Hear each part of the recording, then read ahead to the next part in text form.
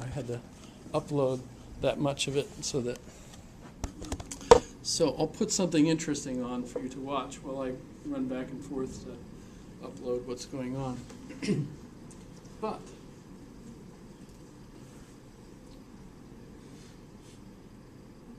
so the question that I had launched onto this one that brought us to this was, why are moral arguments considered unscientific? Historically,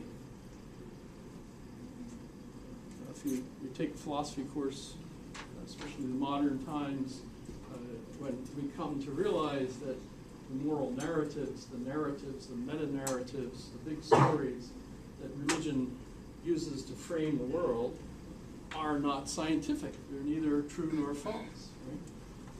But specific things that they say, the data in those are true, right, or false, right? Right? Did Jesus walk on the water? Right? That would be the kind of observation sentence. You know, if you were there, you could see, is he walking? By the way, I have a favorite interpretation of that problem. It's a linguistic one. The Hebrew language, the Aramaic language, the Koine Greek language, which would have been the language of the New Testament, right, do not have a verb for human beings to swim. Fish swim, but human beings do not. We walk. So literally, in the text, Jesus walked on the water. But have you ever seen somebody swimming? They look like they're walking on water, right? But Jesus knew how to swim. And Peter didn't. Jesus showed him how to swim. And so Peter was okay. No big thing. Unless it was absolutely amazing that somebody knew how to swim. Wow. That's pretty impressive. Might not have been much of a need for it back then as there is today. They were fishermen. The heck are they fishermen and they're out in the lake and they don't know how to swim? Man. So you're saying that it changes the story from opinion to reportage? Yes. Well, specific parts in the story could be reportage of true or false. Now, if I'm talking about Harry Potter, there are no wizards. In the real world, which is an invention, in the real world, there's no such thing as a wizard. You know, I have my own wand. You know, I made it from a wand tree out back. I could use it. There are no real wizards. But in the story of Harry Potter, all 7 books, absolutely there are wizards.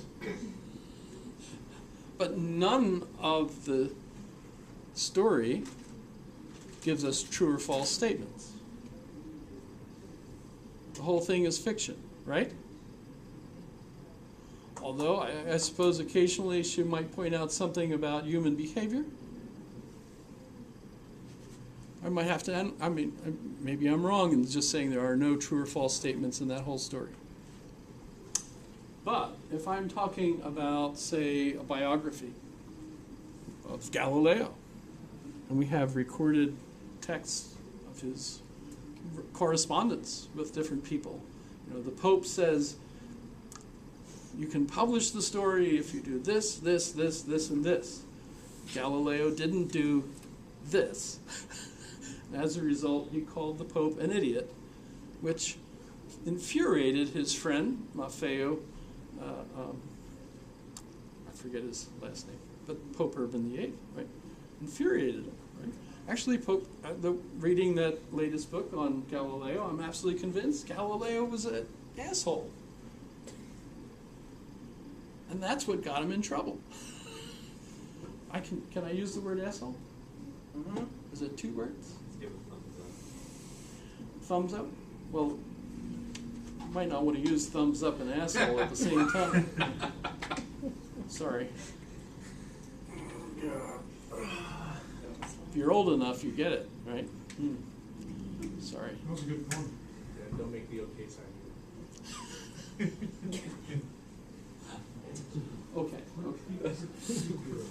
I learned this teaching high school, that if the class is falling asleep, just mention the word sex, and they will all wake up. You just have to say sex, and they will all wake up. It's amazing. You're doing Romeo and Juliet, and they're all, you say, yeah, hey guys, this is about sex, and they all wake up. But if you do it often enough, you're not allowed to teach in high school anymore. Don't ask me how I know that. That's just hilarious. However, okay. So there are true or false statements in different types of stories. Because we could say, okay, so the Pope actually said that to Galileo. Galileo published the book, he ignored that requirement, and that was what specifically got him in trouble with the Inquisition. Right. So these are true or false elements, right? Based on historical record. So, but overall, it's clearly a story about Galileo. Right? I should mention the book if you're interested. I apologize ahead of time. I read, and as a result, I mention books.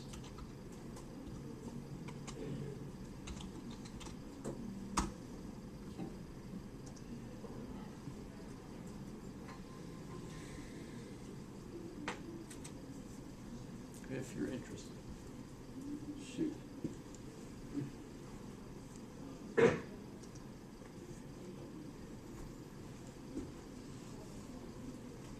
So it's complex.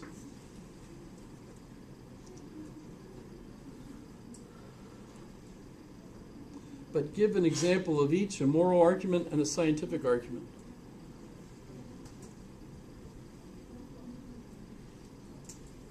You can separate them. It's just that you're not totally separating being a scientist from moral arguments. But if you argue, okay, it's wrong for you to kill a fetus, to murder a person. On the other hand, a scientist could tell you at what stage a fetus is. That's 6 weeks old. That's 8 weeks in the run, right? So those are, but notice those things often blend together. Right?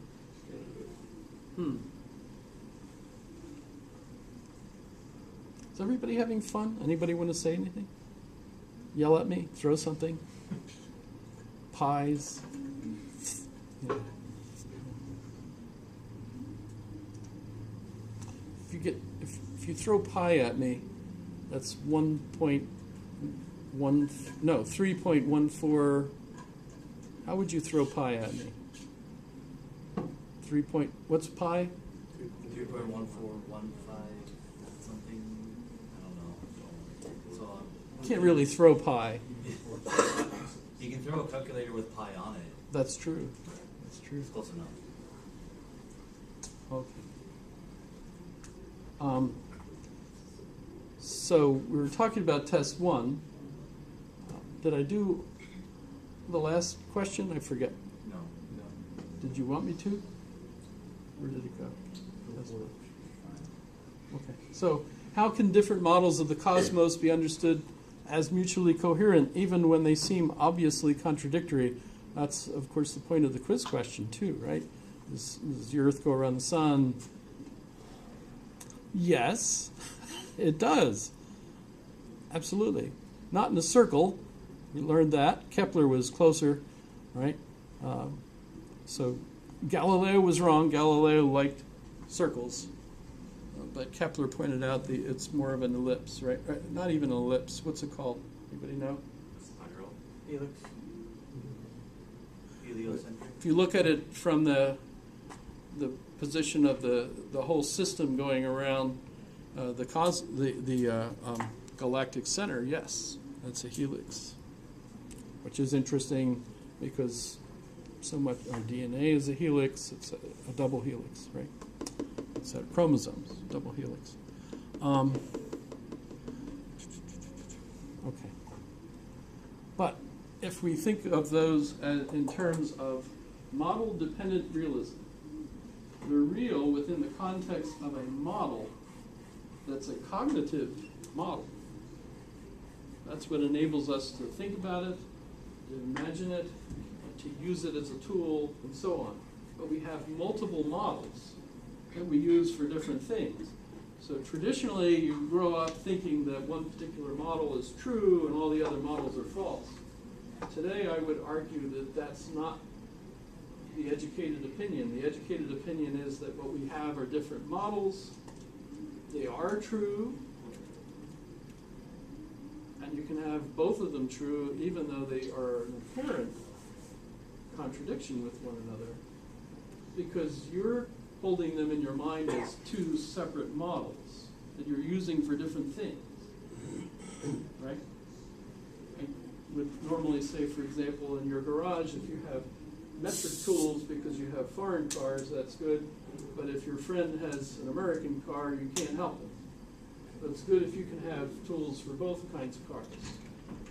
Right? So the more tools you have, the more power you have to solve problems, right? Same thing with America. The more tools we have, and the more open-minded we are to the values of these different tools, the more powerful we are. Does that make sense? In fact, I think politically, that's part of our state religion, to believe that. Are we allowed to have a state religion?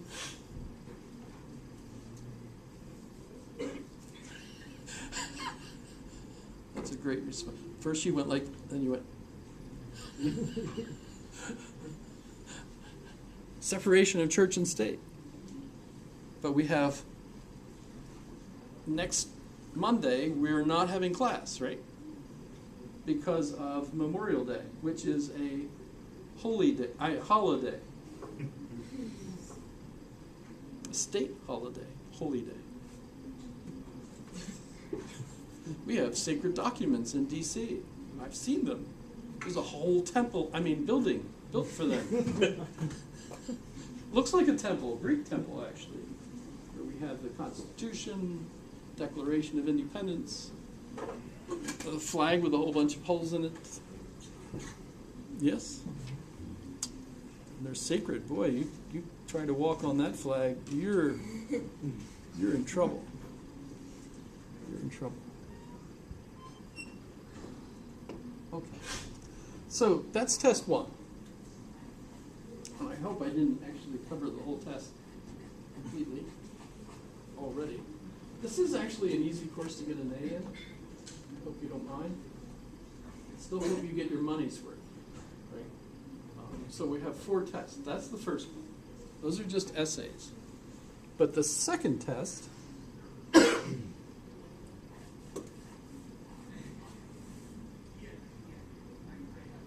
I don't think I have posted at all, right? Because those are based on the chapter exercises. We're going to do syllogisms. I'm going to give you 15 syllogisms to do in the space of roughly an hour. What is this? So they're called syllogisms. Syllogism? Yes.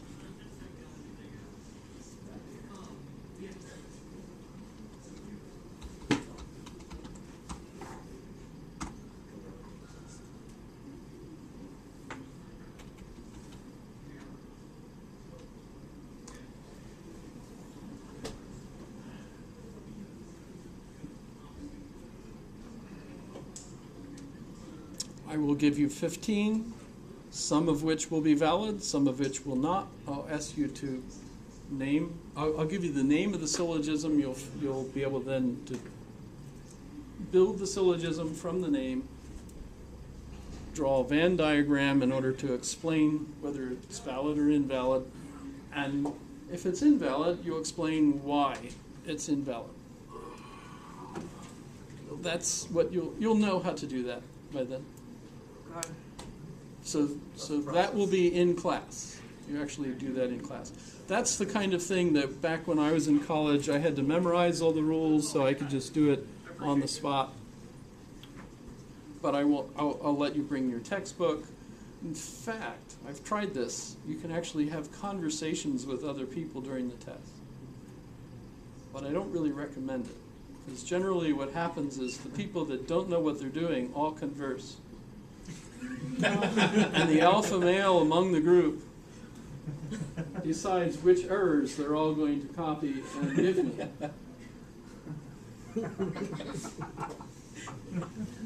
Whereas the person that knows what they're doing, because they have read the book, come to class, done the exercises, will find it easy as pie, which is actually kind of hard if you're, depending on how many digits you're 3.1. You get stuck. It's easy as pie. Easy as cake. Simple as pie. Simple as cake. Which? Simple as pie? Pie's pretty complicated. Easy. Easy as pie. Simple as cake. Piece of cake. I'm so confused. Simple Simon Meta Kiss. going to the He stuck in his thumb and pulled out a plum and said, "What a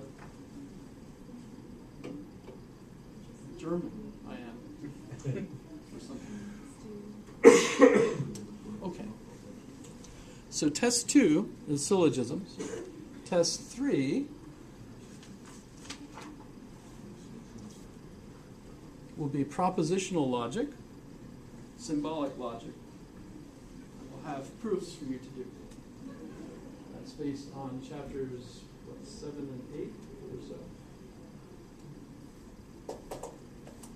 That will be fun too. But we'll have lots of time to work on that. It won't be news to you by the time we do the test.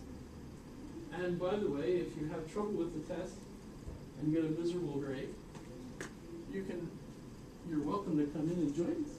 Oh, I'm just looking for my wife. That's all. Anybody need to marry? Or did you mean maybe he already has a wife? Maybe he was just looking for a new wife. I don't know.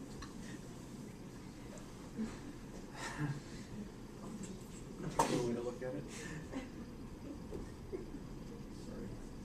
No, I'm not. So let's try to avoid getting in trouble.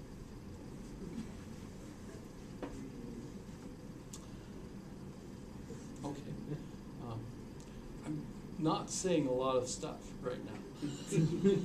So I do have iron discipline.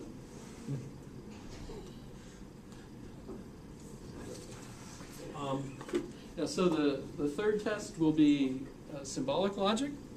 That again will be in class. The first one you could just email me your essays. Second one and third one will be in class. If there's a problem with being in class at the time, we can arrange something. And if you have trouble, you can always do extra work. I'm mostly just trying to make sure that, yes, you actually understand what we're doing. And then if you get it, oh, yes. We can do happy dance. Happy dance together. I want to give everybody an A, but I do want everyone to actually get the work, actually. Is that good? Actually doesn't really mean anything, actually. And then the fourth test is just like the first one. I call it a final, and I have that posted. And we'll go over this too.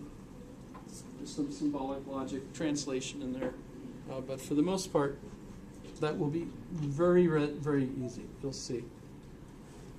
It might look weird now, but you will find it easy. I might have to update this. The last question. Okay. So, let me explain my webpage a little bit.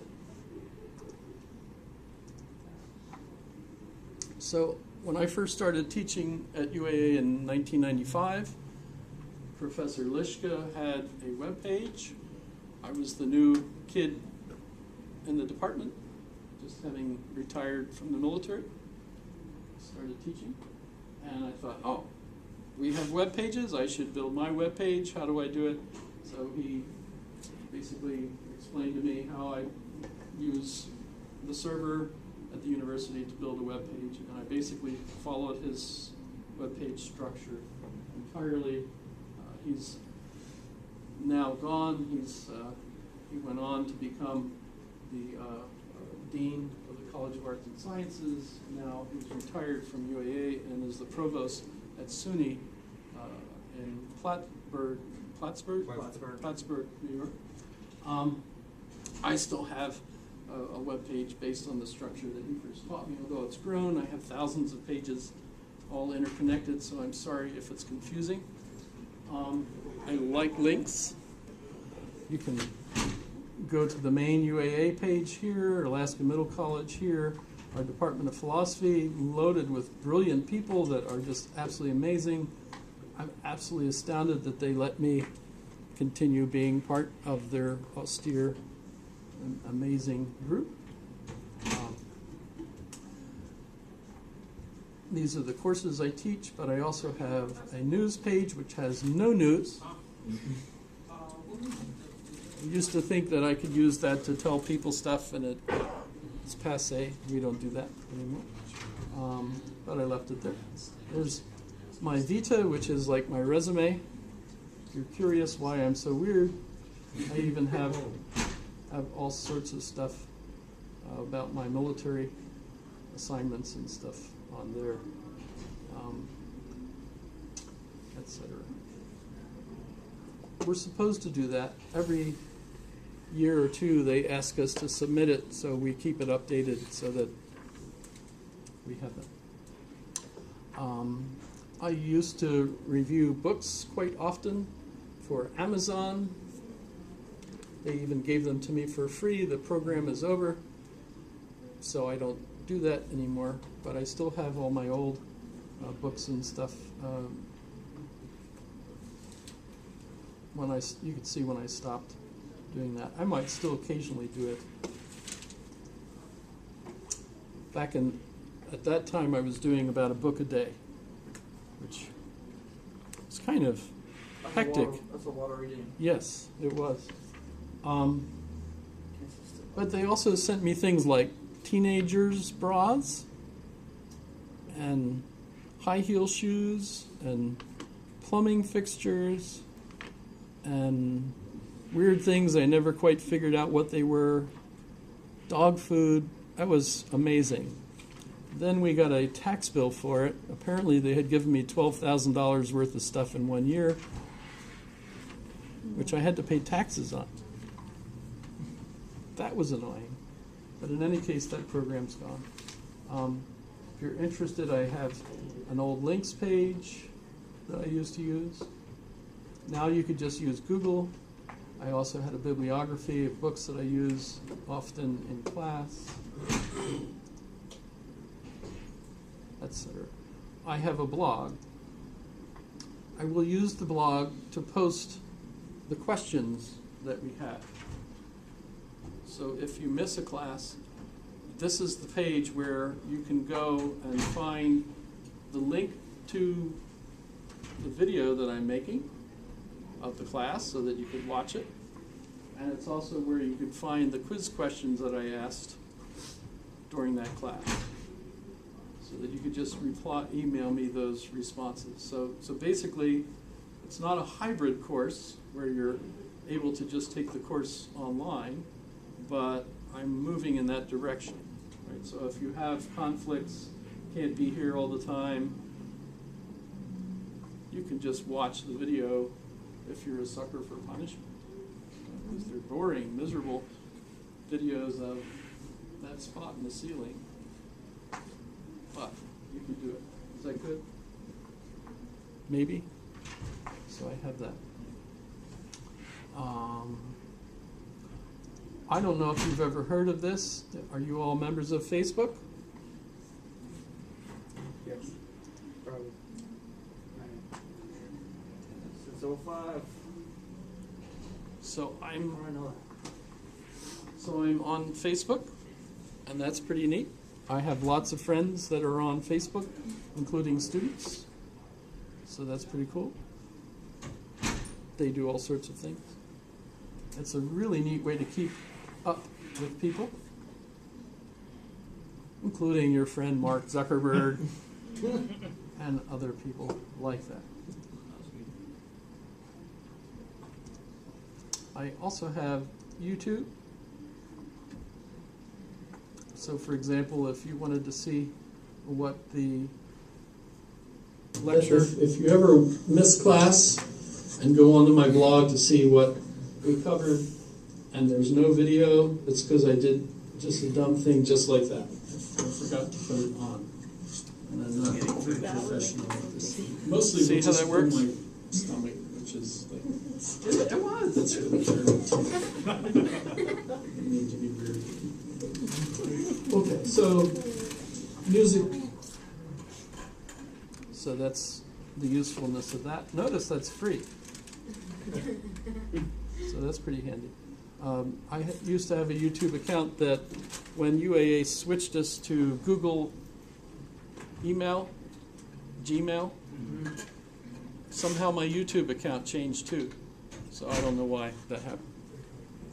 So I have all this junk, but I'm clueless about how it works. If that's okay. Okay. So we're in the Intro to Logic. This is this summer.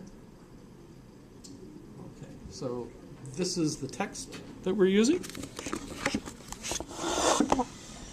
Stan is retired now, thanks to all the people buying his books. And somehow people like me making people buy them. And so we have this. It's a good book, though. I like it. And it's also cheaper than an awful lot of the other books. That's one of the things that sold me. It's much cheaper than all the other books, especially since you could buy used copies. Is that good? Money is an issue, right? I have textbooks from when I was in school, one of which was $1.95. That same book is still available on the web today, and it costs like $15 now. Back then you were making $1.40 an hour too, right? $1.65. So you could pay for a book with an hour and some few minutes worth of work. If you want to buy that book, you'd have to work 3 days. My courses were much cheaper too. It was around 500 something for all of my courses for the semester. And my room was $180, so that's $10 a week because it was 18 weeks. The food was $10 a week, so that was $180. So I had a job where I earned $1.65 an hour, and I paid all my costs. Yeah. By the way, I have kids that went to school and spent and spent and spent. So I know how that works, actually. Okay, so 75% of the class grade will come from those tests that we just talked about. 25% of the grade will be based on your responses to the quizzes. Like the first one that I gave, does the Earth go around the sun? Does the sun go around the Earth? Both of them at the same time. Oh, there's the thumb again. Yeah. Sorry. How many other models can you come up with? That's going to become one of our motifs through the class, right? Sticking the thumb up. Okay. So that's how everybody gets an A. Yes? Yes. Immensely doable? So you don't really have to worry about that so much. Yes?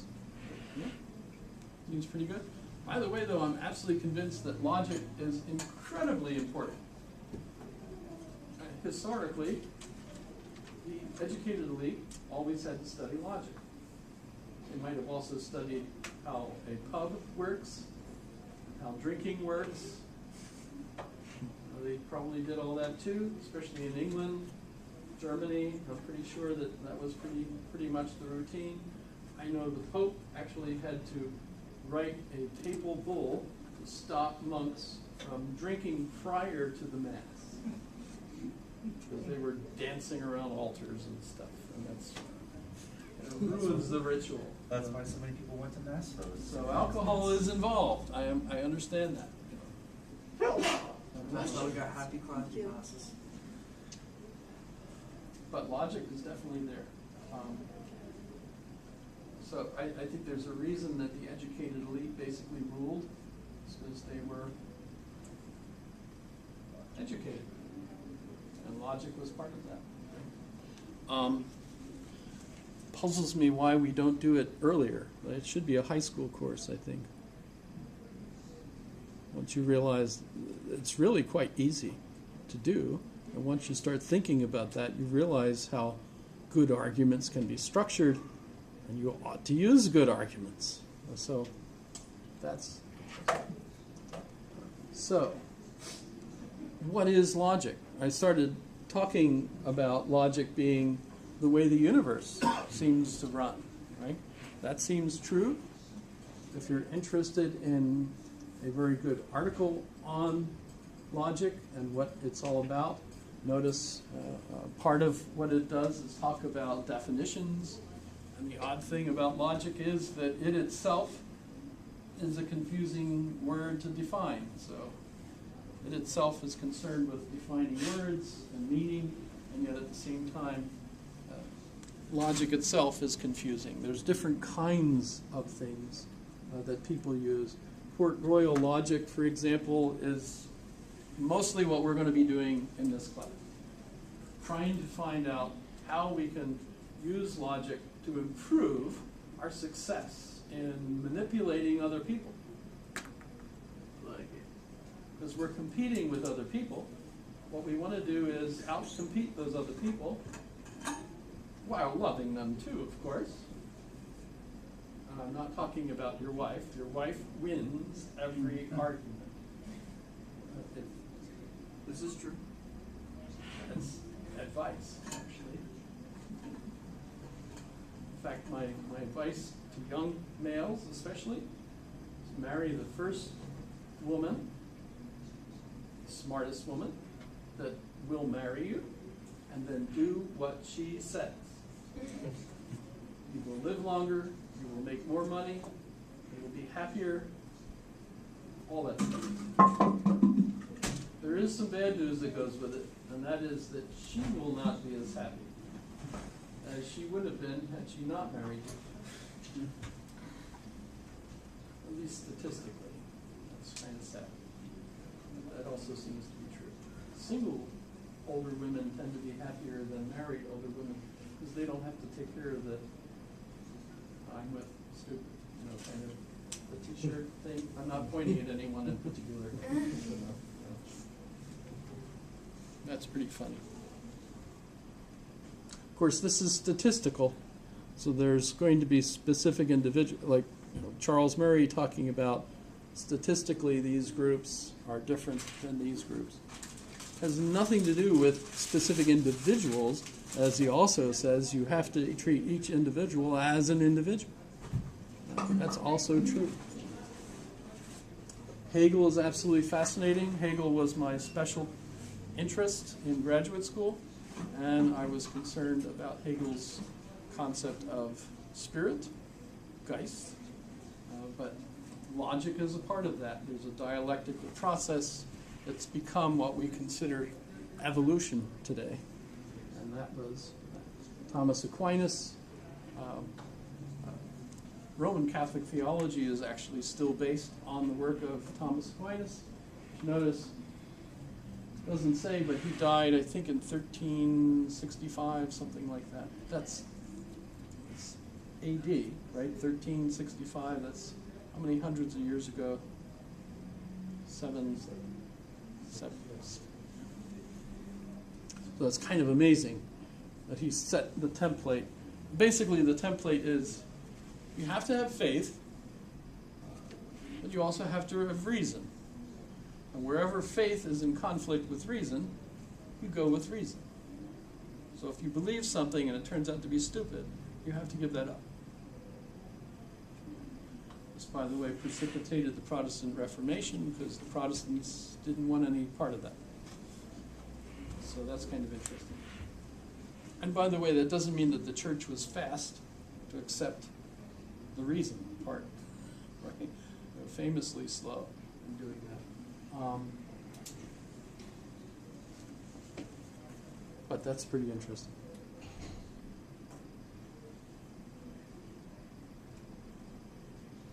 Okay. Well, there's also formal and material. Formal logic is associated with abstractions, very much the way mathematics is. Mathematics is a formal system, but you can use it in material situations, right? Shopping. This is on sale, it should be 5% off. How come you didn't take it off? Oh, I'm sorry. Right? That's a material use of math. Right? Okay.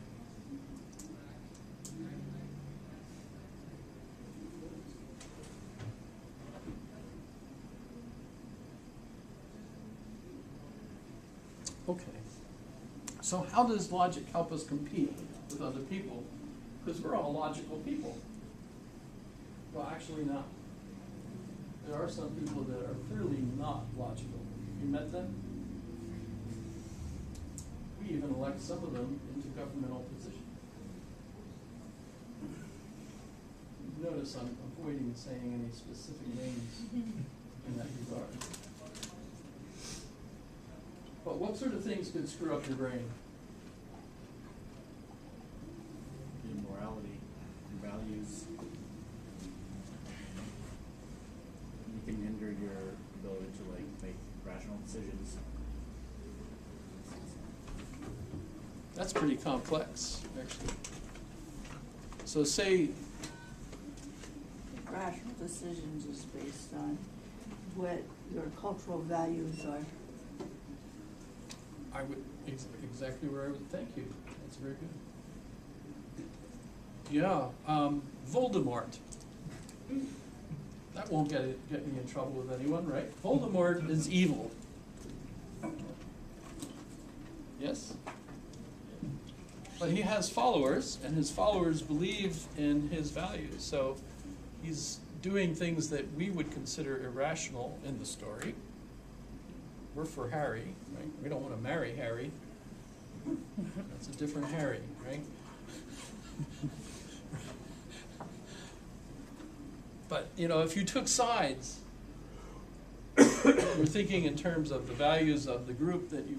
So, I mean, when Harry or Hermione do something nasty to Draco Malfoy, the music tells us, good punch, right? She even does that, right? Have you seen it?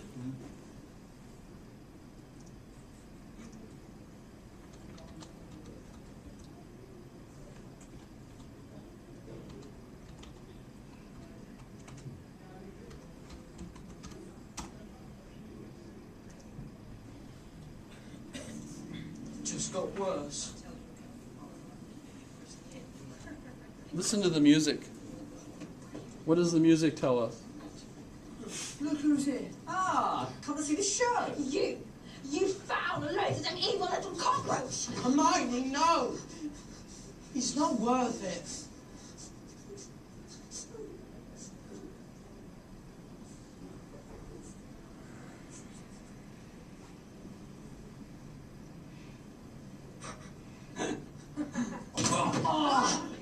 Malfoy, are you okay?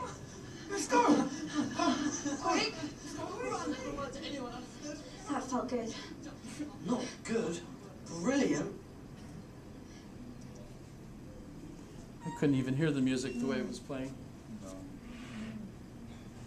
But that comes off as absolutely evil, right? She just punched the kid right in the face.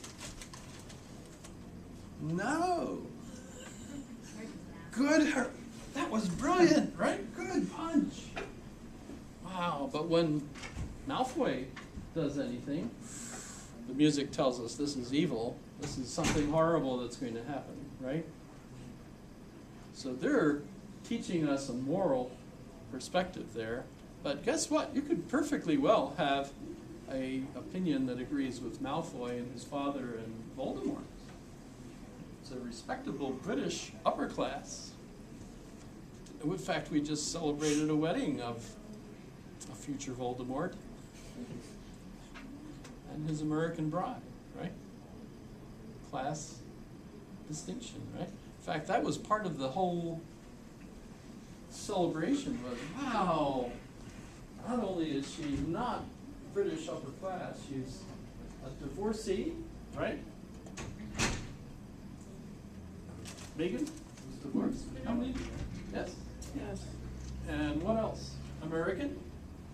And what else? Come on. What else? Aha! It's pretty interesting.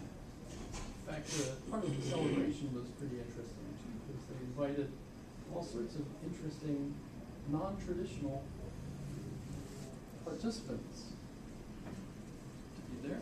That's kind of interesting. So that's Malfoy, by the way. And right?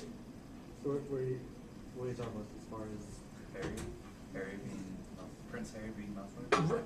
Yeah, right. So I don't like the Harry Potter books or the movies. I've just read the Harry Potter books 5 or 6 times. Watched the movies hundreds of times. Listened to the music lots of times. But I've read more books about the books than there are books about Harry Potter. Right? So all sorts of books about how on earth did this woman with a baby in a carriage, sitting in a cafe, across from a cemetery that looked like the one where they have some of the scenes, by the way, and one of the tombs on it, by the way, had Tom Riddle on the tombstone, right? Yes.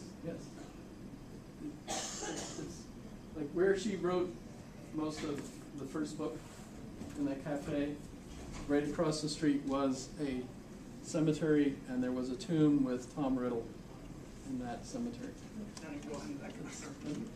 I'm reporting what was written in a book, and that's supposed to be a fact, so that should be a real fact and not fake news.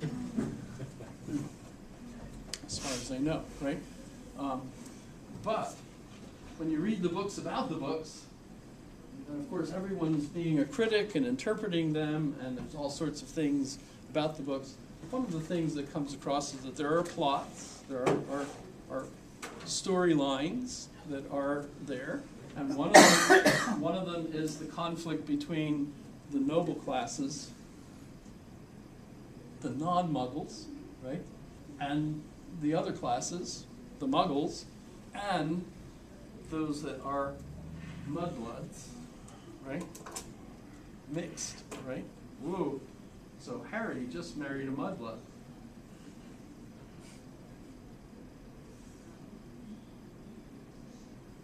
Was she a Malfoy? oh, she was half-blood. Was Ginny? I don't know. Way too. Prince Harry married a theoretical That's why Muslim. I'm confused now. I understand. Harry and I Meghan. get it Too many now. Harrys. No, Ginny It's pure. is pure blood. Pure blood. By the way, Voldemort was half blood. That was part of the right. Tom Riddle is not. So, anybody totally lost in this conversation? Sorry. Embarrassingly, no. Embarrassingly. I'm shocked. I understand all of And So- you just came back. So here's. it. I know. I wasn't here for This half is of it. exactly what you're saying. There is a culture clash here, and what we're thinking Hermione and Harry are good, and Malfoy and his friends are evil, is actually a cultural point of view. So what you're suggesting is Rationale. Yeah, what, you know, Based you're basing your what you consider rational on what's rational in your culture.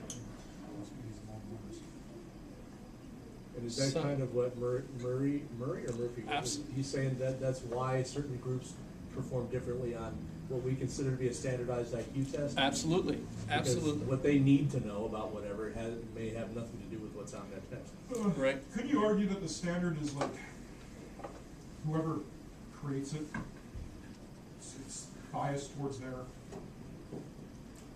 Absolutely. When Nietzsche's philosophy talks about, the authorities, and he riles against the authorities, he's encouraging you to no longer believe the authorities. God is dead.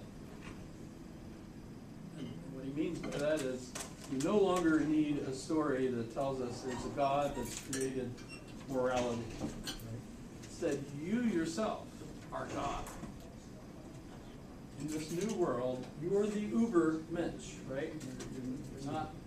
You're not the one to be the subservient follower of the priest or the monk or, yeah, well, in a way, as an American,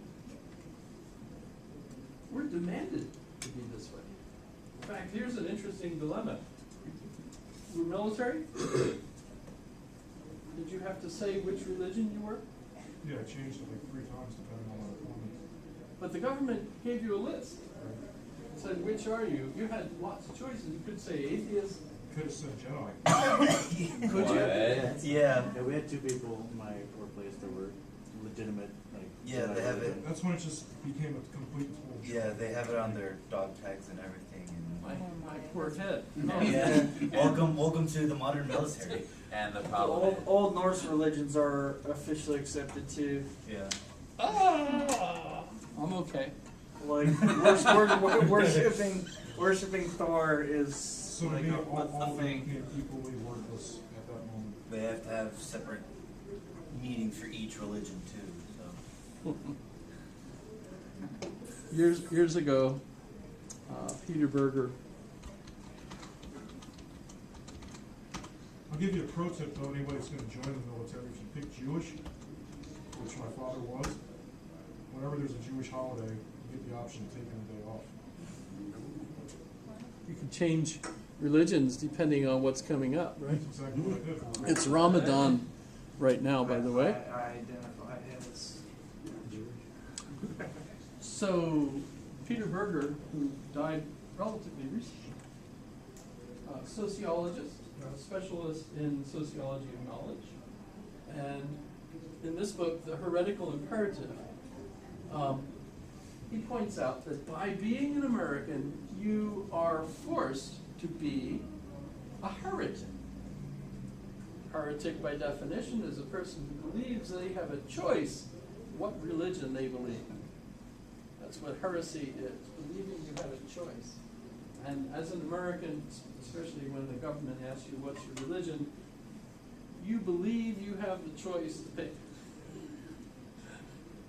And in fact, actually, I think you do, right? Well, I mean, it was one of the principles our country was founded on. So it's ingrained in our society. So we're heretics, which, by the way, means we're going to hell, depending on if that's right. Right. I was thinking, as I was puzzling how to get the class doing something that would, keep us awake and stuff, and I thought one of the things I could do is I could ask everyone to tell someone else a lie. And then you would stand up and tell everyone what they said in reverse so that you could give us the truth, right? I thought that would be a fun thing, and then it occurred to me, I would have just had everybody go to hell because everyone would have just lied. And according to the 8th commandment, thou shalt not lie, right? Everybody knows the commandments? Get to it. Also, Okay, well, quiz question. 2 in 1 day. What are the 10 commandments? Used to a know that. list of bad things you shouldn't do. love thy neighbor like you would love thyself. commit adultery, thou shalt That's not actually murder. not one of them. That's one of Jesus's summaries of the law. No, it's not. No, I was saying you're right, you're saying it's Well, I was right. Yeah, that's what that's what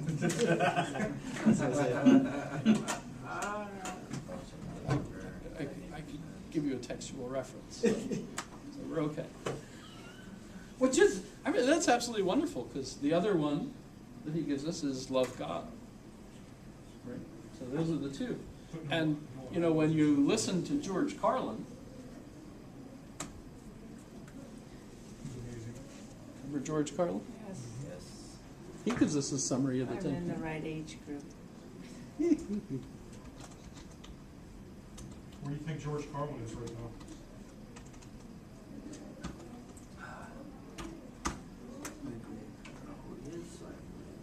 Well, folks, here's something else I got a problem with.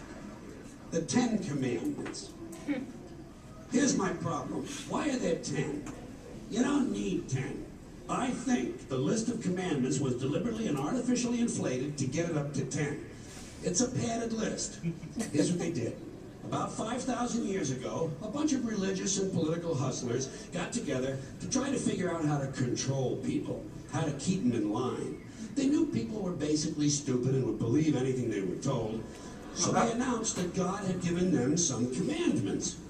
Up on a mountain, when no one was around, God had given them the 10 Commandments.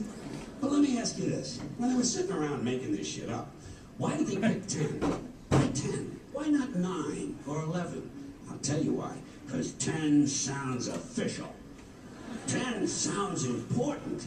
They knew if it was 11, people wouldn't take it seriously. So what, are you kidding me? The 11 Commandments? Get the fuck out of here. But 10 sounds important. 10 is the basis for the decimal system. It's a decade. It's a psychologically satisfying number. The top 10, the 10 most wanted, the 10 best dressed. So having 10 commandments was really a marketing decision. And to me, it's clearly a bullshit list. It's a political document artificially inflated to sell better. I'm going to show you how you could reduce the number of commandments and come up with a list that's a little more workable and logical. We're going to start with the first 3, and I'll use the Roman Catholic version because those are the ones I was taught as a little boy. I am the Lord thy God. Thou shalt not have strange gods before me. Thou shalt not take the name of the Lord thy God in vain. Thou shalt keep holy the Sabbath. Right off the bat, the first 3, pure bullshit. Sabbath day, Lord's name, strange gods. Spooky language. Spooky language. Designed to scare and control primitive people. In no way does superstitious nonsense like this apply to the lives of intelligent, civilized humans in the 21st century. You throw out the first 3 commandments, you're down to 7. Next, honor thy father and mother. Obedience, respect for authority. Just another name for controlling people. The truth is, obedience and respect should not be automatic. They should be earned. They should be based on the parent's performance. Parent's performance. Right? Some parents deserve respect. Most of them don't. Period. You're down to 6. Now, in the interest of logic, something religion is very uncomfortable with, we're going to jump around the list a little bit. Thou shalt not steal, thou shalt not bear false witness. Stealing and lying. Well, actually, these two both prohibit the same kind of behavior. Dishonesty, stealing, and lying. So you don't need 2 of them. Instead, you combine them and you call it thou shalt not be dishonest. And suddenly, you're down to 5. And as long as we're combining, I have 2 others that belong together. Thou shalt not commit adultery. Thou shalt not covet thy neighbor's wife. Once again, these 2 prohibit the same kind of behavior. In this case, marital infidelity. The difference is coveting takes place in the mind. And I don't think you should outlaw fantasizing about someone else's wife. Otherwise, what's a guy going to think about when he's waxing his carrot? But marital fidelity is a good idea, so we're going to keep the idea and call this one, thou shalt not be unfaithful. And suddenly, we're down to 4. But when you think about it, honesty and fidelity are really part of the same overall value. So in truth, you could combine the 2 honesty commandments with the 2 fidelity commandments and give them simpler language, positive language instead of negative, and call the whole thing, thou shalt always be honest and faithful, and we're down to 3. Thou shalt, they're going away fast. Thou shalt not covet thy neighbor's goods. This one is just plain fucking stupid. Coveting your neighbor's goods is what keeps the economy going. All right? Your neighbor gets a vibrator that plays "O Come All Ye Faithful." You want to get one too. Coveting creates jobs. Leave it alone. You throw out coveting, you're down to 2 now. The big honesty and fidelity commandment, and the one we haven't talked about yet, thou shalt not kill. Murder. The 5th commandment. But when you think about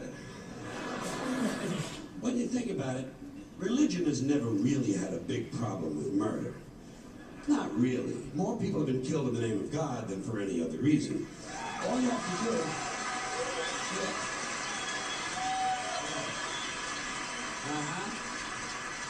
All you have to do is look at Northern Ireland, the Middle East, Kashmir, the Inquisition, the Crusades, and the World Trade Center to see how seriously the religious folks take "thou shalt not kill." The more devout they are, the more they see murder as being negotiable. It's negotiable. You know? It depends. It depends on who's doing the killing and who's getting killed. So, with all of this in mind, I leave you with my revised list of the 2 commandments. Thou shalt always be honest and faithful to the provider of thy nookie. And thou shalt try real hard not to kill anyone, unless, of course, they pray to a different invisible man from the one you pray to. 2 is all you need. Moses could have carried him down the hill in his fucking pocket. And if they had a list like that, I wouldn't mind those folks in Alabama putting it up on the courthouse wall. As long as they included one additional commandment, thou shalt keep thy religion to thyself.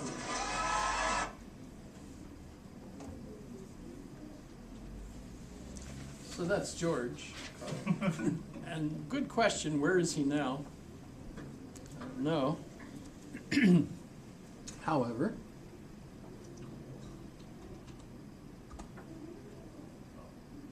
let me ask you this first. Some of you said you used to know them, but don't remember them now. That was you. So why would you forget them? Because I slowly grew out of religion, and it just didn't really, like... Well, there's other things you remember that you probably knew way back then. For example, how in The Lion King did Mufasa die? I don't want to talk about it, so I'm going to cry then. It's okay. Let's just put it simply, he fell. Proof that not all cats Everybody land on remember the scene? How Mufasa died? So basically Mufasa died because he didn't move Fawcett. Really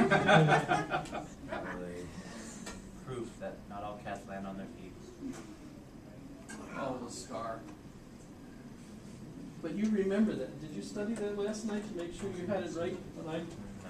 No. No. So you didn't forget how Mufasa died. How many of you folks here could sing Sally's song? No. Sally's song? That girl? Sorry, remember I don't have any talent. No? Nobody knows Sally's song? No kidding. Is that the Nightmare Before Christmas? Yes. Sally's song?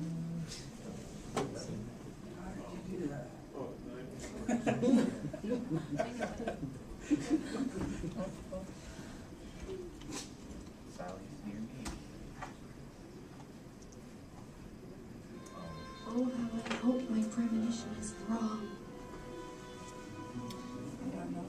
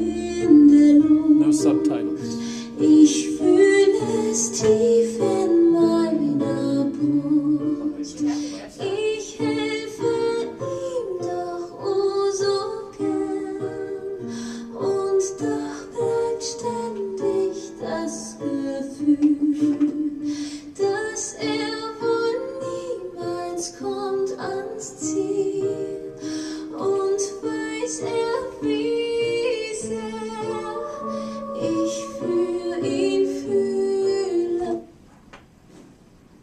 Oh. Oh God. This will be interesting. Making sure. I like this class. You like this class? Schnee glänzt weiß auf den Bergen heute Nacht, keine Spuren sind zu sehen. Ein einsames Königreich, It's und alright. ich bin die. And I'm the queen. Der Wind, heult so wie der Sturm ganz tief in mir. Storm blows deep in me. Nicht zu kontrollieren, ich hab es I've tried to control. Lass ihn nicht rein, lass ihn nicht sehen. Wie du bist, nein, das darf niemals geschehen. Du darfst nichts fühlen, zeig ihm. So this is the internet, so I could just do, we could never cover all of the interest that's out there. You could listen to this song in 25 languages at least. And I have. I'm sorry for you. Me too, actually. Do you need a hobby? Let it go. He's got logic. Thank you. Excellent, muy excelente. Okay. What am I trying to get? We memorize movies. As a 10 much- Commandments. That was years ago. How do you remember 10 Commandments? You have to reiterate them. You have to repeat them. Mufasa, on the other hand, we can picture him dying. None of us can Just forget watched that. it once, I've right? never watched movies, so I can't. Blasphemy. That's okay. You should tie her to a chair. Make Force sure her her up, that Forced her to watch was all five. Clockwork Orange, so we don't want to do that. I'm sorry. But you get the idea. You remember this stuff. If I'm standing in a pair of ruby slippers, and I'm clicking my heels together, what am I thinking? Trying to go home. So there are things that I can remember without any difficulty. I don't even hear the hard drive spinning, right? So how do I do that? How do I have some things that I memorize, and other things are just difficult? Well, A lot of stuff Let's has talk about emotional attachment to, we if we can relate to it in some way that it imprints on us, essentially, that we have some sort of relatable context or some sort of emotional context towards it, it's a lot easier versus when you have something that's the 10 Commandments is basically saying you can't do anything you really feel like you can, or you can't, it's impossible to live essentially, then that's a lot easier to forget because it's not something that is impacting you as much in your emotional state, because it's not something you want to relate to versus something where it's like a movie that you are relating to that on an emotional level. And also the language. Unless you have like a dumbed down version for children, smells of chocolate. it's a lot easier to remember words you're used to hearing every day. I was going to say it also has to do with interest. So you ask my Roman Catholic grandmother what the 10 Commandments are. She'll rattle them off and have Bible verses and all that stuff, but I'm not particularly interested in, that aspect of my culture, so I don't know them. But I could tell you like every line in Frozen. Like, So can I. I mean, So, Monday! something else that was mentioned before is that it has the 10 Commandments seem to have a negative connotation to it as well. So, and I think that's part of why Jesus had even changed that and brought them to 2 and gave them a positive connotation instead of things that you couldn't do versus things that you should. I've done this quiz before. Remember, you're sending me your 10 Commandments. Yep, I wrote And it these down. are some of the ones that people have sent me. Because they didn't look them up first, right? They just sent them. So these are some of the ones. Thou shalt not sleep with thy neighbor. Don't make golden cows. Don't piss off the boss. Don't speed on bait. Don't forget. Thou shalt not give a quiz on the first day of class. Don't speak. Do not steal. Because it's the metal. Yeah. Don't make golden cows. That's You shall have accurate. Wait on Vegas. Those cops got nothing better to do. Thou shalt not grade this test. This is exactly how that was spelled. Wow. 25. Don't covet Neighbors. Nemo's wife. Who's Nebo? Neighbors? Hey, Ty.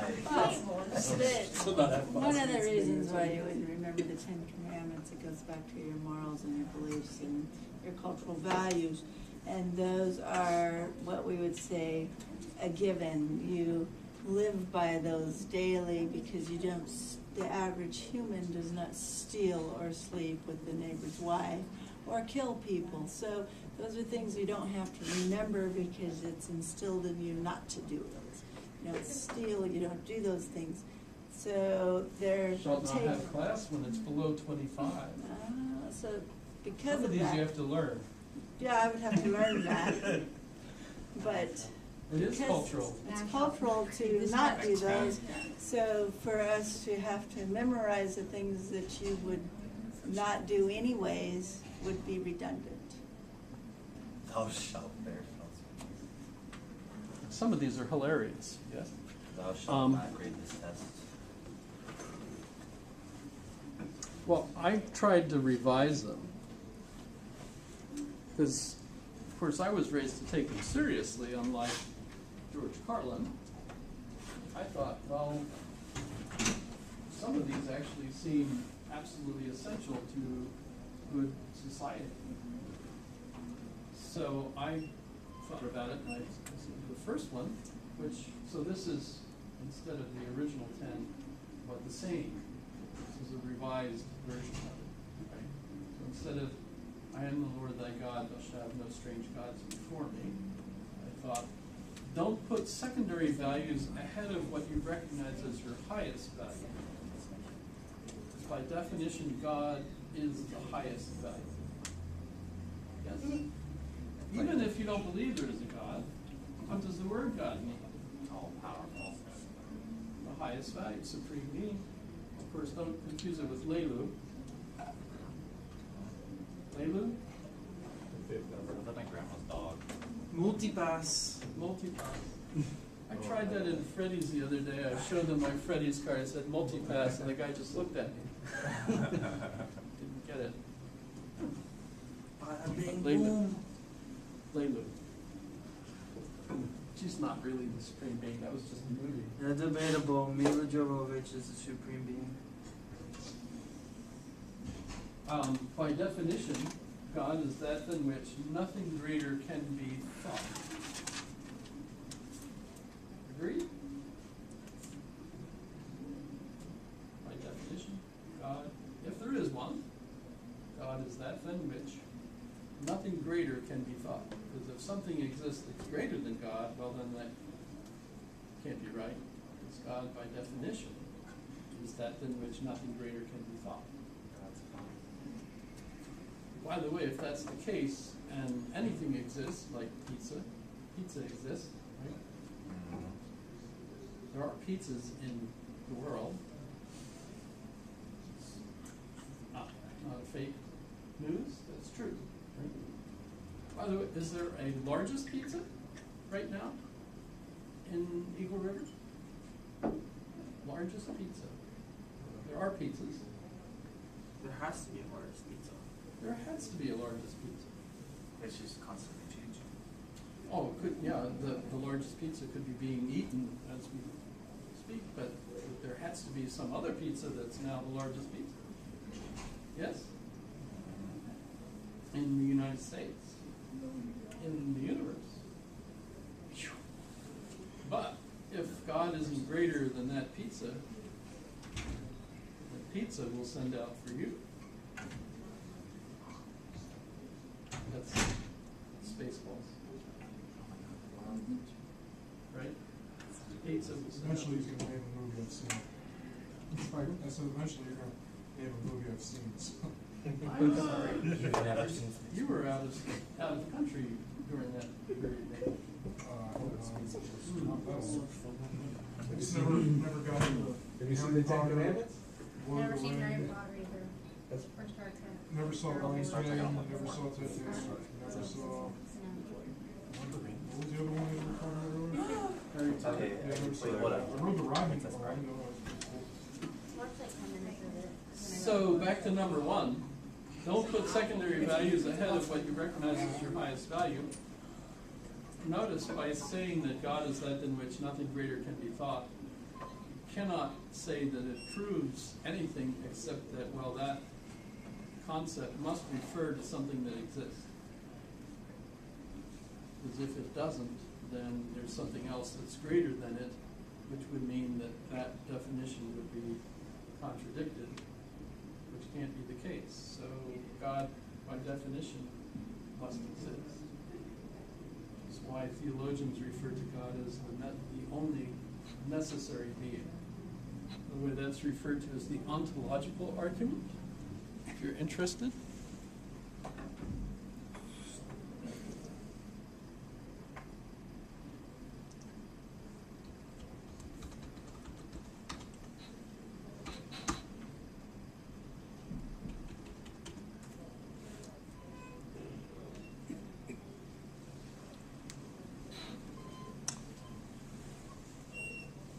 It's an annoying argument for most people, but it seems to work. It's basically just a mathematical proof, same as the infinite. Does the infinite exist? The concept exists. Does the concept of the infinite have a referent? What was that? Does the concept of the infinite have a referent that exists? It seems like so, because here's an infinite series of points.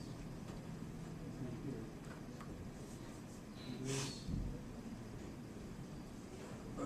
This is a bigger infinite, which hurts my head. But that's still, in fact, the latest puzzle I've been trying to figure out is Aristotle's wheel. You guys ever heard of it? Aristotle's wheel? Is that like the ancient Greek game show?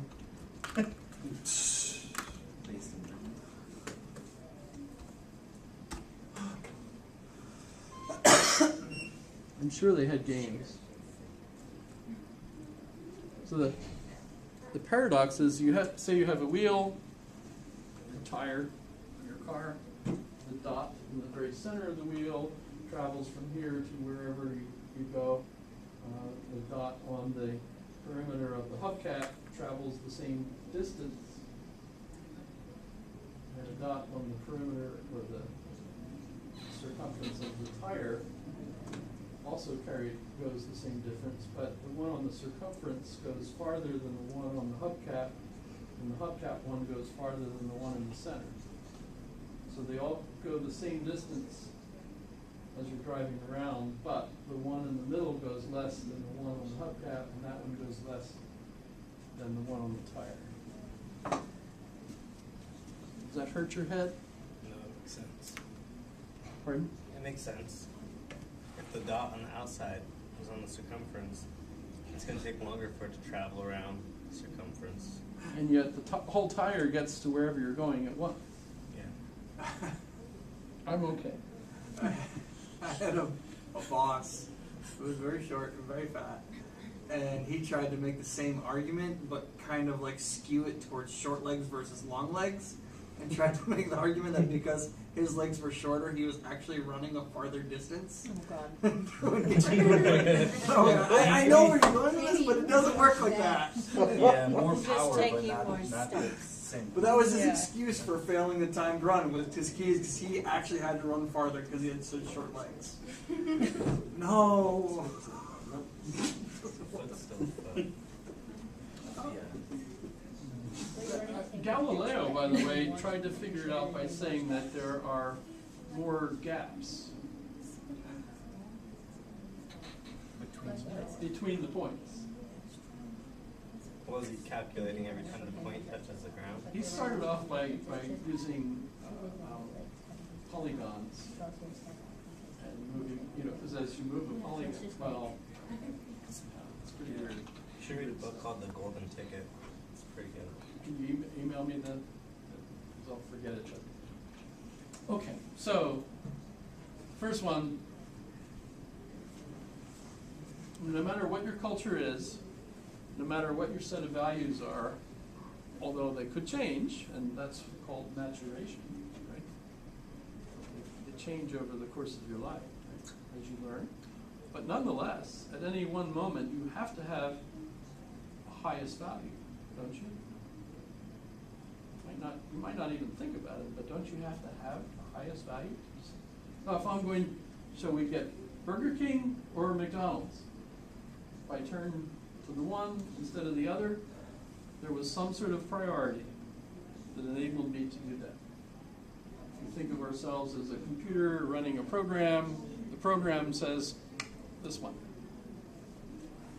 And that's based on the highest value, at least that I have at the moment, until the next upgrade occurs. Right? So I have to have a highest value, and if it's really my highest value, I should not ridicule that highest value.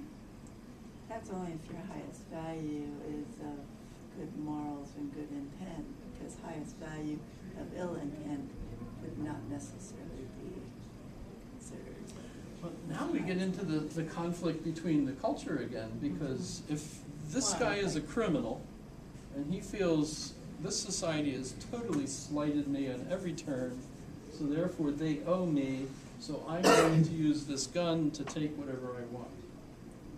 Right? And we might say, okay, you're offending my highest value, which requires people to be civil and play by the rules of the game. Serial killer, highest value. Special K, especially, right? Special K. Raisin bread. Serial killer. Which is their highest But, value is but of his themselves. highest value right now is feeding himself or satisfying himself. He feels like the rest of the world could go screw itself. Because I'm adamant that I should be able to have whatever I want. Have you heard, what's the new term called incel? Right. Incel means involuntarily celibate. Right? So typically young males that feel like the world owes them sex, but for some reason women aren't giving them sex, and as a result they might take things into their own hands. No, I don't mean that. By taking a gun and going out and shooting people. I think wasn't that part of what just happened in Santa Fe? In Canada, right? Yeah. So now they're using a neologism and calling that incel. That person's acting on a highest value. It's just, you're right. We would be horrified by that person's highest value. But don't ridicule your highest value. Take some time at least once a week to spend appreciating your highest value. That makes sense to me. Let's honor the Sabbath, right? Respect your parents and their values. Well, the Romans even thought that was true. The Romans are horrific in some ways, if you look at what they believe. Don't murder, that makes sense to me. Don't have sex outside of accepted social contracts. How's that for a repair on? The other one confused me. I mean, if it says things like, don't covet my neighbor's wife. Is it okay for the wife to covet whoever she wants? And that was pretty male-oriented stuff, patriarchal. However, don't steal. Usually when I ask this Ten Commandments quiz and you send the first guess, right? Usually people will say, don't kill. We'll remember that one. We'll remember don't steal. And we'll remember don't lie. Those are the ones that they remember most for some reason. I used to keep statistics on this. It was fun to do. And don't give false information to authorities. When you think of the 8th commandment, thou shalt not bear false witness against thy neighbor.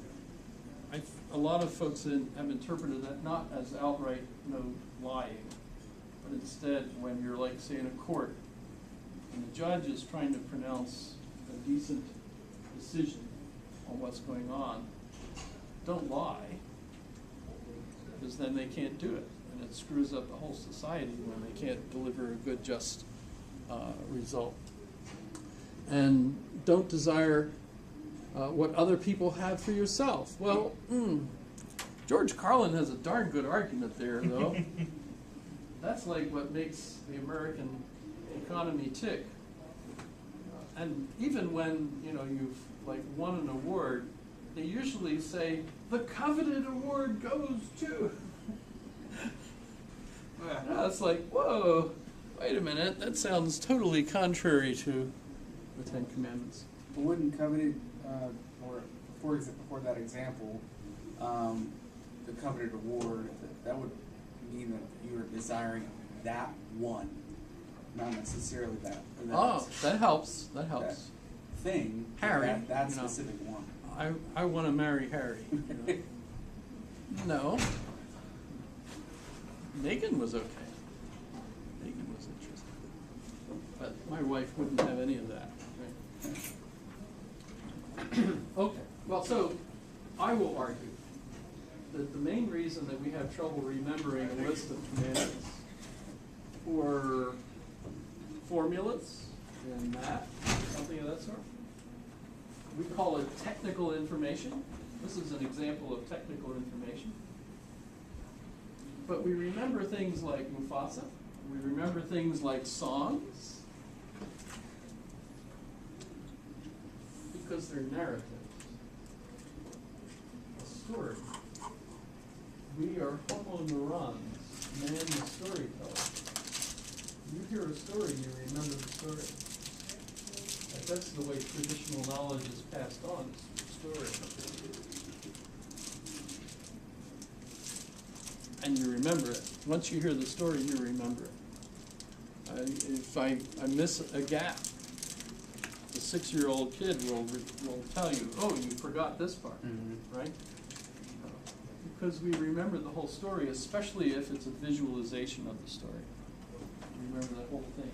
Of course, the problem now is when you're like studying math, how do you visualize that math as a story so that you can remember it? There are actually techniques, mimetic techniques that you could use. You can have like a pictorial way of remembering where different things are situated. There's all sorts of tools that have been created like that in order to I've had work beads. Tutor people, and I use things that they can associate things with, like can remember how many ounces of salt in doing conversions. So I asked them, well, how many grams of pot in an ounce? 28.5. Boom. How many kids do you have? Yeah, I use pot, and they answer those questions like boom, boom, boom, boom. They do the math, the fractions, everything. Talking about mind, what other things can screw up your mind? Parents. Psychological trauma. Chemical substances. Your own recursive thoughts. If you focus on depressing things, you can really ruin yourself. I've had some experience with fetal alcohol. Donna and I, when we got married, we sat in the back seat of the car and we discussed having children. And we decided we wanted to have 4 children. But after being married for a few years, we realized we could not figure out how to make them ourselves. So we went to professionals to ask them, and they tried to help us. And they finally got to the point where they gave us a letter that said, these people people cannot have children, so please give them some. So we went to various agencies, and eventually we ended up with 4, which are absolutely wonderful children, except for one. And the reason he's not exceptionally wonderful is because, as we discovered over the years, he has fetal alcohol. He himself knows exactly what this causes, so he would be in agreement with me about the problems it causes. And the problem is that he's like a computer without all of the hardware. So we basically cannot load programs in his head of certain types, and we've had professionals tell us specifically which kinds of and things I didn't realize until actually I heard from the doctor, and that is that it also affected his ability to respond physically to things. So a lot of the accidents he had had over the years were also caused by that, and it never dawned on me that it was more than an intellectual effect. He's in his 30s now. By the way, he's a cook at Yellowstone this year, so that's pretty cool. But boy, he has had a whole litany of all sorts of problems, and that's introduced. His IQ, by the way, is around 90. But he cannot do logic, can't tell a joke, doesn't get a joke, can't do math.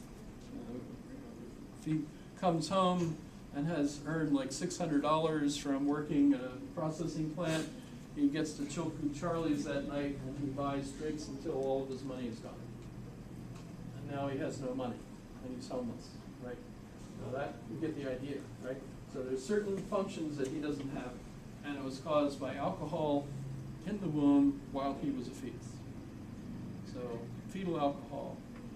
And by the way, my understanding, best guess, is that 25% of the people in Alaska have fetal alcohol to some extent.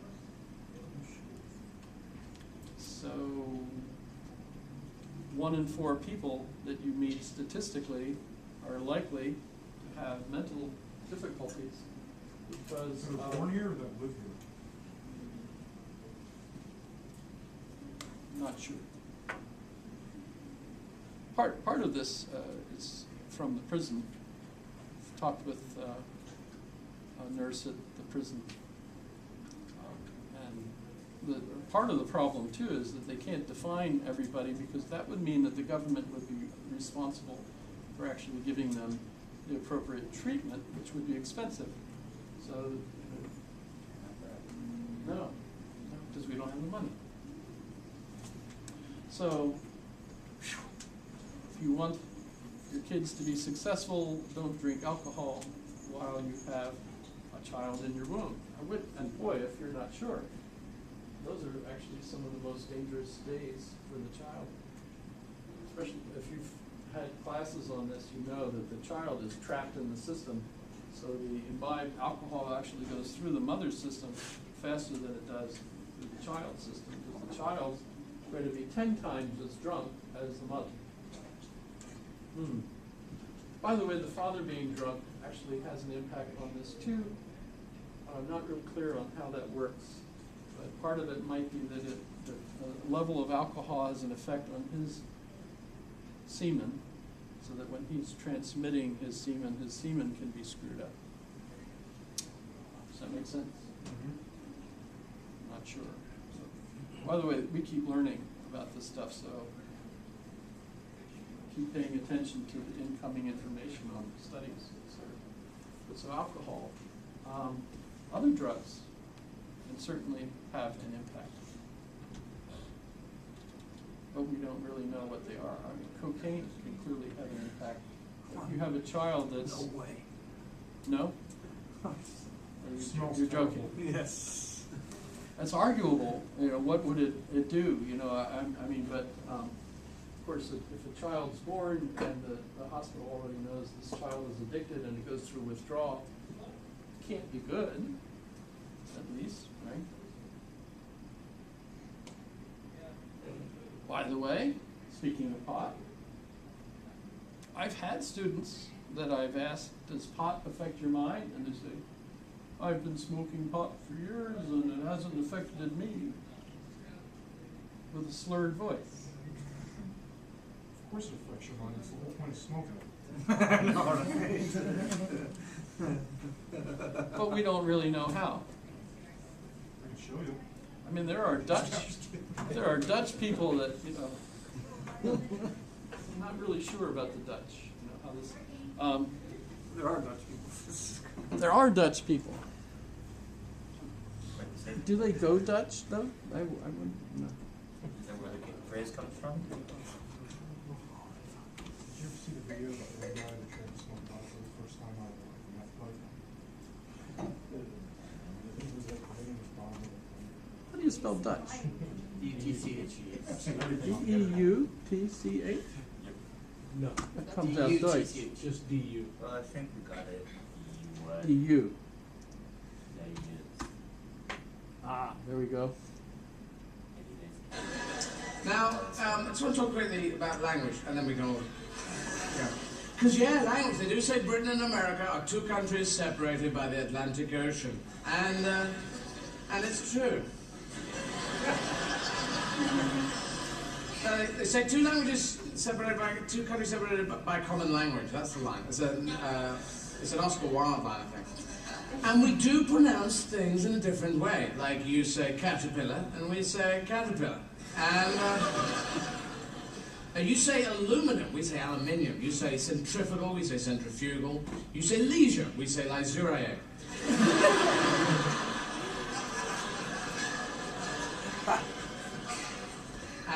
You say basil, we say basil. You say herbs, and we say herbs. Because there's a fucking H in it.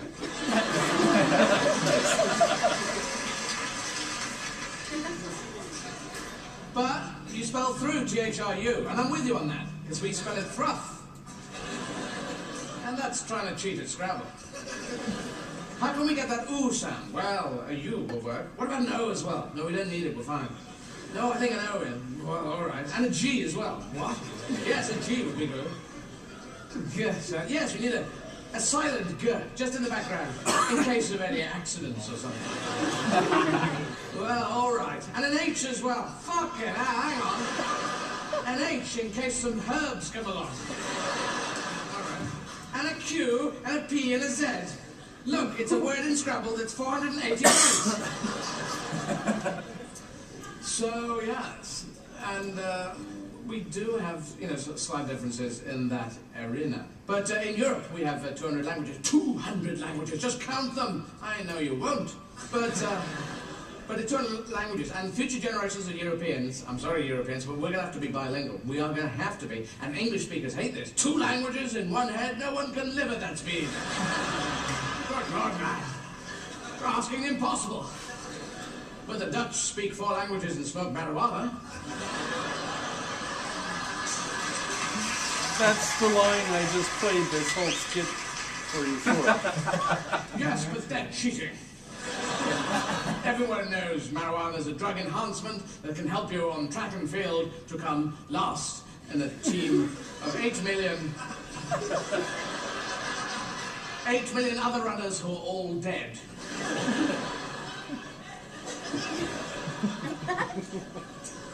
I don't know how the Dutch do it, but anyway, because we're going to have to learn, and the reason we're going to have to learn is one, for being groovy and just getting out there and doing it, but the second, we just lose a lot of business in Europe, the rest of Europe, because German people phone up going, wir haben 5 Millionen Deutschmark für die Auto, just fuck off, will you, mate? I'll tell you speaking German, I'll tell them to go away. I don't know, something about 5 Millionen Deutschmark, and I tell them to get knotted. We don't want any of his Deutsche Markies. We do want that. Oh, I'm very sorry. Oh, fuck, Redal. You could tell this is old because, of course, the Germans don't use Deutschmark anymore. It's Euro. Yeah. That's Eddie Izzard, by the way. He's been here, sells out every time. My daughter got a couple of tickets for us the one time because she was just in the nick of when they came up, and we got 3 tickets, and we went. And he was Hilary Horse, the way he normally is. He doesn't dress like that anymore. I don't know why, but that's kind of funny. So, thinking about how we can be more competitive, should we use marijuana? Or as President Nixon used to call it, marijuana.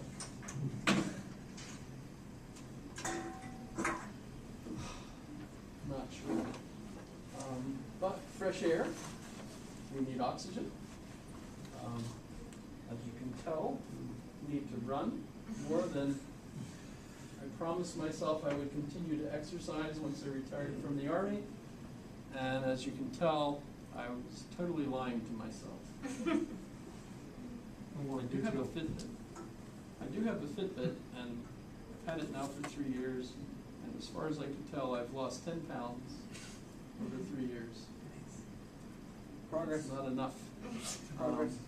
Better be going the other way. Alcohol. What about drinking alcohol, not if you're pregnant, but if you're drinking alcohol, period? And doctors suggest it, actually, right?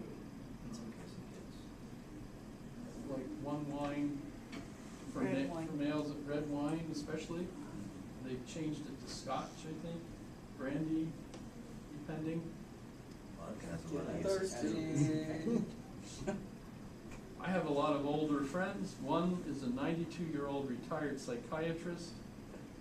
He used to drink more than he does now, but he'll only drink like at his birthday and other special occasions. He had a beer last Wednesday night. So obviously you don't want to overdo it, but in moderation. It's a good idea. Yes? What about caffeine? Should we drink caffeine? Yes. It is a drug. It's addictive drug, and you have withdrawals from caffeine, so caffeine in itself is more addictive than marijuana. So is sugar. And sex. Because of the withdrawal No, factor. I was raised Roman Catholic, and all the monks that I had in high school, and all the nuns that I had in grammar school, were sworn to be celibate. You've heard the joke about the old monk who was down in the archives, buried in the monastery, and sitting there, and he was crying, he's banging his head, and one of the other monks came over and said, "Father, what's the matter?" And he said, "It was celebrate." Oh.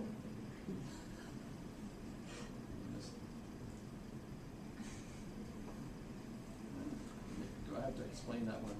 No. Sorry. I almost went to seminary. Actually, I was behind the bars for a visit. But that was at the point where I decided to go to Westchester for music instead.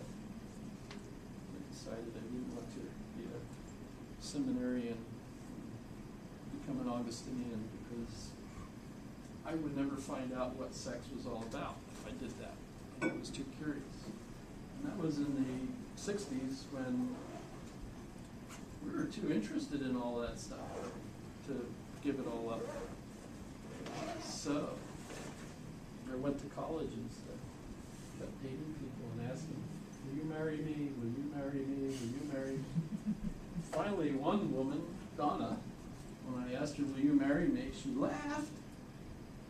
And I thought she meant yes. So we made plans and we got married, and of course, later on, she pointed out, I never actually said yes. But it's been 45 years, so she's kind of stuck. However, so healthy lifestyle, that's all important. Exercise, good exercise, that's important. Reading. Now here's the problem. You guys are way smarter than I am.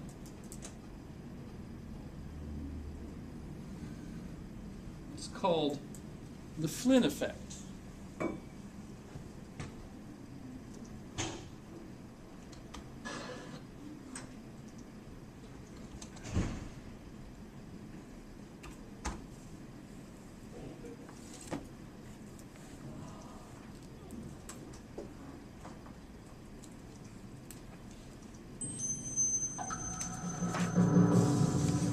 I love TED Talks.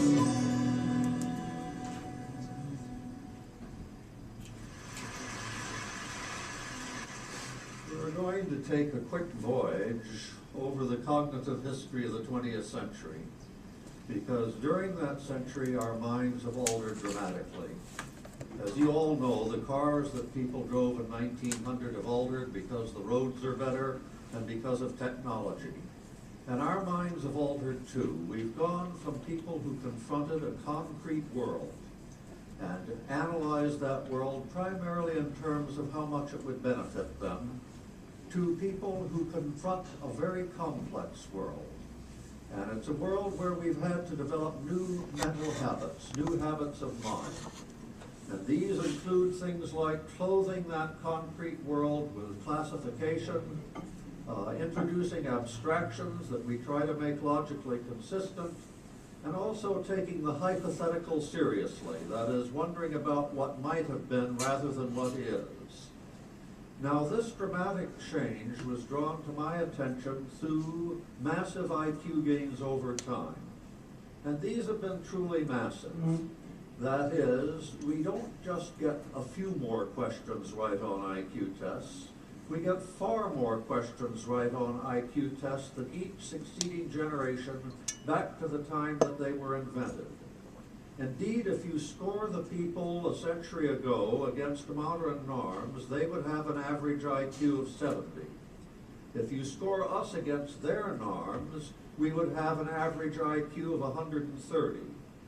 Now, this has raised all sorts of questions. Were our immediate ancestors on the verge of mental retardation? Because 70 is normally the score for mental retardation. Or are we on the verge of all being gifted? Because 130 is the cutting line for giftedness. Now, I'm going to try and argue for a third alternative that's much more illuminating than either of those. And to put this into perspective, let's imagine that a Martian came down to Earth and found a ruined civilization. And this Martian was an archaeologist, and they found scores, target scores, that people had used for shooting.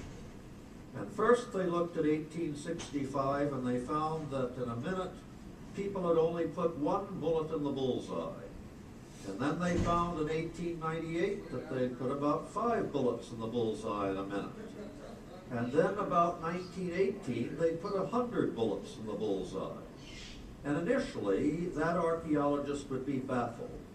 They would say, look, these tests were designed to find out how much people were steady of hand, how keen their eyesight was, whether they had control of their weapon.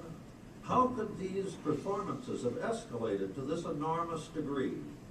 Well, we now know, of course, the answer. If that Martian looked at battlefields, they would find that people had only muskets at the time of the Civil War, and that they had repeating rifles at the time of the Spanish-American War, and then they had machine guns by the time of World War I. And in other words, it was the equipment that was in the hands of the average soldier that was responsible, not greater keenness of eye or steadiness of hand. Now, what we have to imagine is the mental artillery that we have picked up over those 100 years. And I think, again, that another thinker will help us here, and that's Luria. Luria looked at people just before they entered the scientific age. And he found that these people were resistant to classifying the concrete world. They wanted to break it up into little bits that they could use. He found that they were resistant to deducing the hypothetical, to speculating about what might be. And he found finally that they didn't deal well with abstractions or using logic on those abstractions. Now let me give you a sample of some of his interviews. He talked to the head man of a person in rural Russia.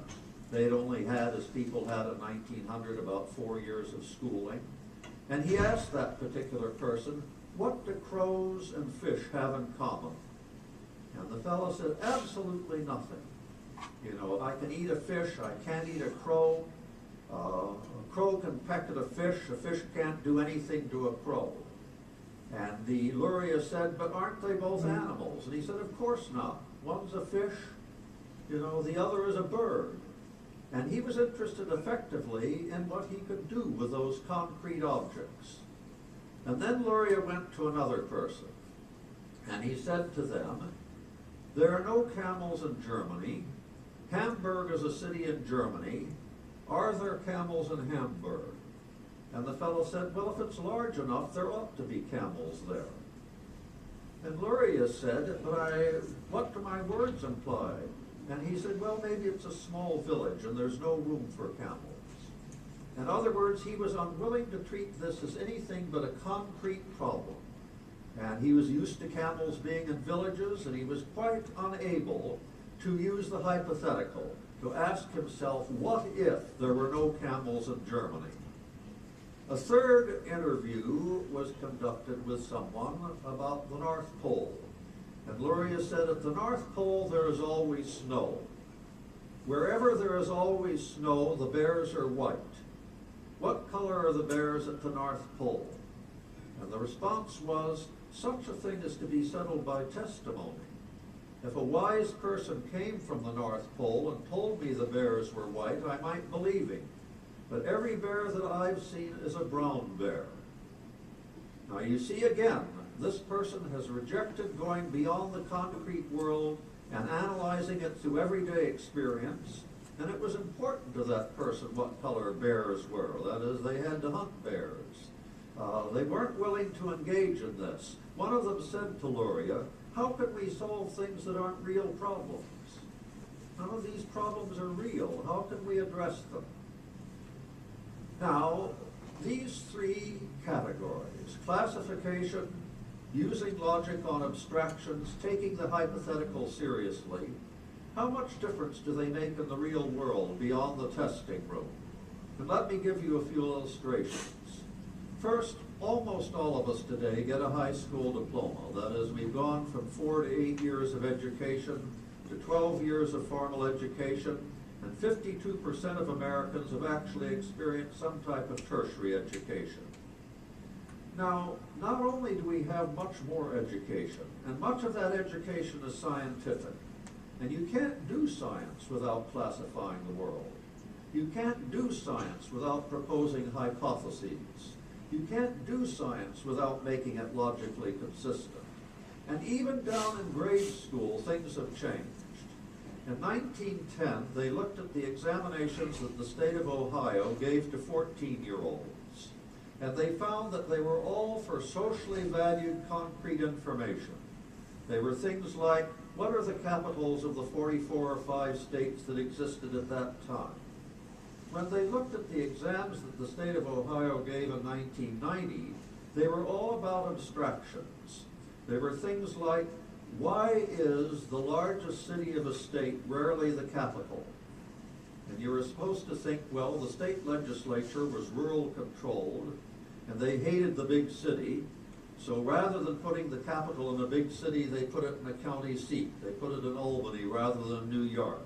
They put it in Harrisburg rather than Philadelphia, and so forth. So the tenor of education has changed. We're educating people to take the hypothetical seriously, to use abstractions, and to link them logically. What about employment?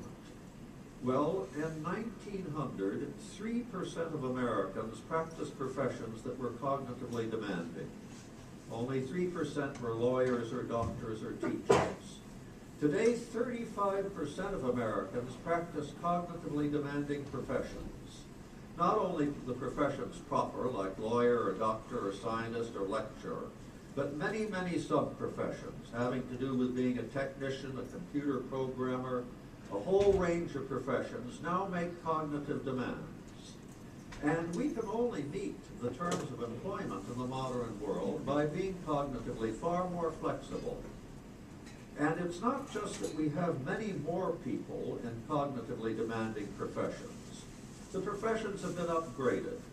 Compare the doctor in 1900, who really had only a few tricks up his sleeve, with a modern general practitioner or specialist with years of scientific training.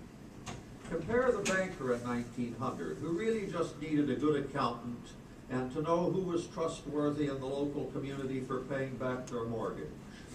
Well, the merchant bankers who brought the world to their knees may have been morally remiss, but they were cognitively very agile. They went far beyond that 1900 banker. They had to look at computer projections for the housing market. They had to get complicated CO squared in order to bundle debt together and make debt look as if it were actually a profitable asset. They had to prepare a case to get rating agencies to give it a AAA, though in many cases they had virtually bribed the rating agencies. And they also, of course, had to get people to accept these so-called assets and pay money for them, even though they were highly vulnerable. Or take a farmer today. I take the farm manager of today is very different from the farmer of 1900.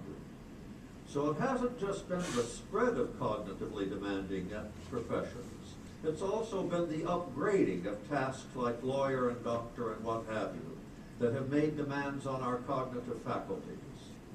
But I've talked about education and employment.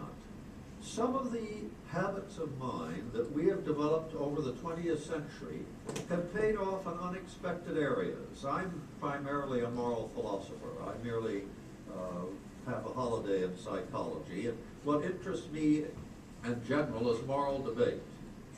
Now, over the last century, in developed nations like America, moral debate has escalated because we take the hypothetical seriously. And we also take universals seriously and look for logical connections. When I came home in 1955 from university at the time of Martin Luther King, a lot of people came home at that time and started having arguments with their parents and grandparents. My father was born in 1885, and he was mildly racially biased. As an Irishman, he hated the English so much he didn't have much emotion for anyone else. But he did have a sense that black people were inferior. And when we said to our parents and grandparents, how would you feel if tomorrow morning you woke up black? They said, that is the dumbest thing you've ever said. Who have you ever known who woke up in the morning that turned black? In other words, they were fixed in the concrete mores and attitudes they had inherited. They would not take the hypothetical seriously. And without the hypothetical, it's very difficult to get moral argument off the ground. You have to say, imagine you were